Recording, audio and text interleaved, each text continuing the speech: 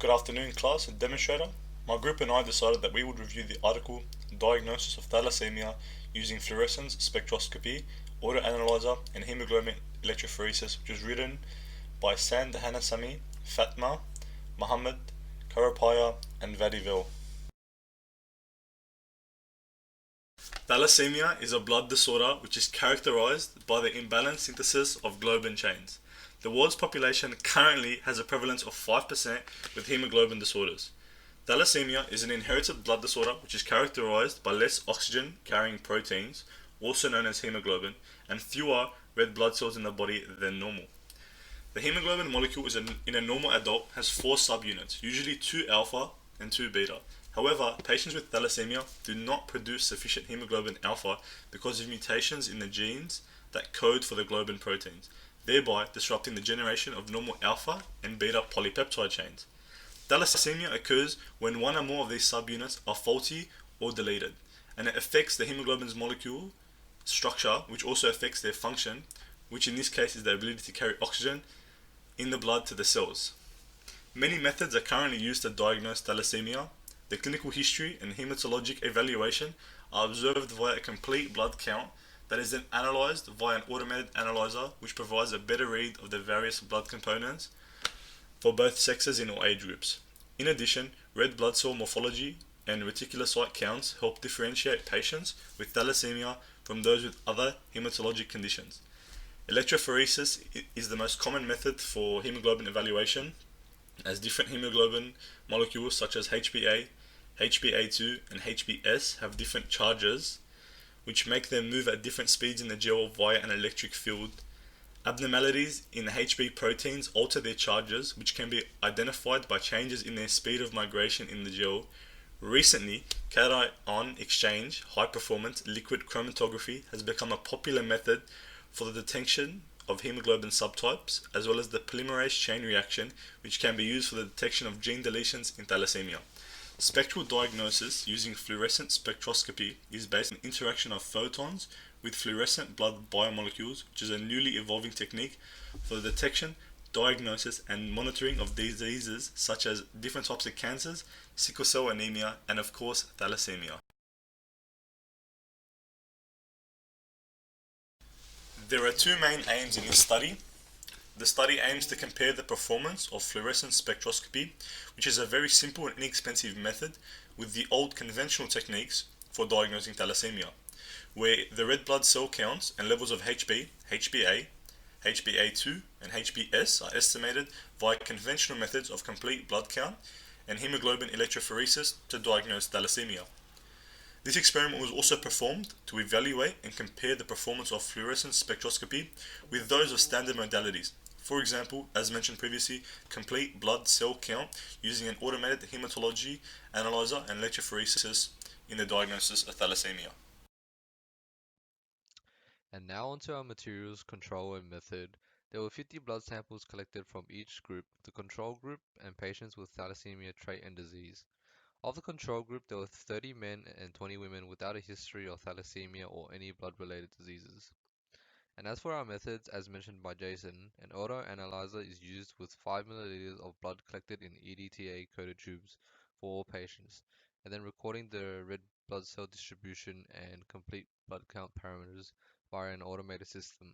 And then we have hemoglobin electrophoresis, which uses hemolyzate, which were prepared by adding blood to hemolyzing reagent, mixing and incubating at room temperature. These concentrations were recorded at 0.25 grams per deciliter, and more blood was run for samples with lower hemoglobin concentration. And the third method is spectrophlorimetric analysis, which in this experiment is being compared to electrophoresis and complete blood count diagnosis. This is performed through fluorescence spectroscopy, which uses a beam of light to excite electrons in the molecules of compounds to cause them to emit photons. This is then detected for measurement and identification for changes that occur in the molecule due to energy changes and frequencies. This was performed on the blood plasma samples and the red blood cells of patients with thalassemia. In our results section, the first figure shows synchronous excitation spectrum of the controls in patients with thalassemia. This is the figure on the left-hand side of the screen. The five main peaks in order from left to right of the graph is circled in red, which represent tyrosine, tryptophan, NADH, FAD, and biopigments. Compared to the controls, the relative intensity spectrum of samples with thalassemia was lower with samples below 370 nanometers, but higher at 450 and 505 nanometers. Using figure 1, R1 and R2 and R3 values were gathered and quantified by the intensity of the diffraction peak profile of the sample groups taken, using a reference intensity ratio to formulate a ratio to scale the control and thalassemia group to a common reference point. As you can see in the table on the right hand side, both R1 and R2 values of the thalassemia sample were higher compared to the controls, with the higher values in thalassemia disease as compared to those with the trait and the controls, which is indicative of excessive hemolysis in thalassemia disease. In figure 3, we have the synchronous emission spectra of sample groups, which show the relative intensities at 325 and 363 nanometers, which were lower in the thalassemia trait and disease samples than it was in the control, while the peak at 525 nanometer was higher in the thalassemia trait samples when compared to the other two. In figure 4, the R4 and R5 values were derived from the SES graph in figure 3, showing that there were two distinctive differences observed in the values, as they were higher for thalassemia samples when compared to those of the control samples. In figure 5, we have the fluorescence emission spectra, which shows the spectrum of acetone cellular components, with the peak of control at 475 nanometer, circled in red, corresponding to the Raman band of acetone, in which biomolecules are suspended, while the other two major peaks at 585 and 635 nanometer represent the different forms of porphyrin in its basic and neutral form. And we can see from the curve that the thalassemia curves are lower, which is tabulated into a table which shows that the control is higher than the thalassemia trait and disease. In figure 6, we have the conventional methods of complete blood count and hemoglobin count to identify the thalassemia through the lower red blood cell and hemoglobin levels. Patients with thalassemia present with low counts in both indices, which are seen in the sample groups identified with thalassemia, and is significantly lower than the controls. And our last result, figure 7, shows hemoglobin electrophoresis in all sample groups. Overall, compared to the controls, the hemoglobin A values were lower in patients with thalassemia, whereas the hemoglobin A2 values were high in patients with thalassemia than the controls. The results show that elevated levels of hemoglobin A2 is seen in beta thalassemia patients with also reduced hemoglobin A values due to compensation of lack of beta globins. Overall, the experiment shows that there's an 85% accuracy between conventional method of complete blood count and electrophoresis of hemoglobin versus fluorescence microscopy, which demonstrates its significance while also being an inexpensive process to use. This prospective study aimed to evaluate and compare the performance of fluorescence spectroscopy with the traditional methods like automated hematological analyzer and hemoglobin electrophoresis to diagnose thalassemia by analyzing 50 blood samples from each normal and diseased subject. First, the conventional method like complete blood count and hemoglobin electrophoresis were used to confirm the diagnosis of thalassemia among the diseased population. Then the fluorescence spectroscopy was used to analyze the level of blood biomolecules like tyrosine, tryptophan, NADH, FAD, and biopigment. Both the relative intensity results from synchronous excitation spectrum and synchronous emission spectrum were considered when analyzing the results by spectrophotometric analysis, as shown earlier on the results section of the slide as well. So the five main peaks at 275 nanometer, 290 nanometer, 370 nanometer, 450 nanometer, and 505 nanometer represented amino acid like tyrosine and tryptophan coenzymes that are NADH and FAD, and the bile pigment respectively. All the spectral findings were where the relative intensities value were lower at below 450 nanometer, and they were higher at 450 nanometer and above for the thalassemia trait (TT) and thalassemia disease (TD) samples compared to the control samples, and all these results were consistent with the previous studies as indicated on the bracket C. So the detailed reference about these studies will be listed on the reference section at the end of the presentation. And these studies indicated that all those amino acids and the coenzyme biomarkers are engaged in several cellular redox activities. The previous study by Abdul Razak and group found that the tyrosine level in patients with thalassemia were lower compared to the normal samples, also shown on the results section of this presentation, which also supports the findings of this study.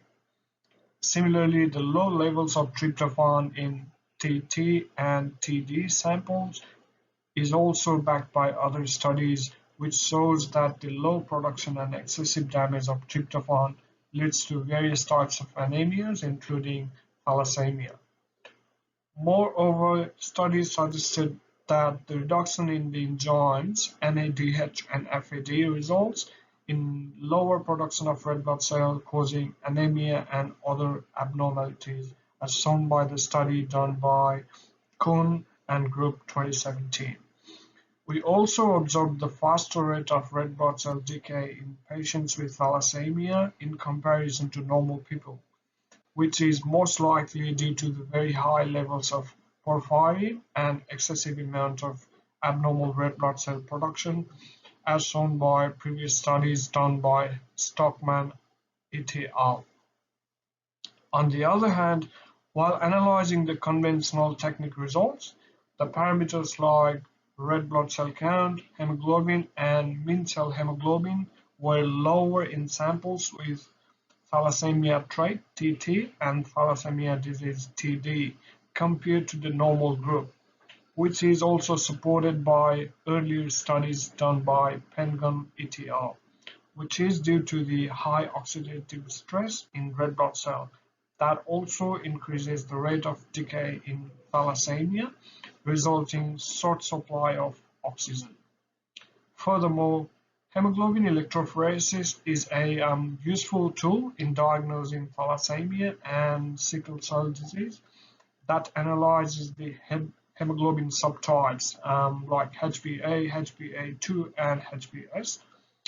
The study had the average HbA value of 98.5% in normal samples, whereas 94.8% in TT and 78.6% in TD samples, whereas the mean hemoglobin A2 was 2.6 for normal sample, whereas 3.2 and 6.8 in TT and TD samples respectively.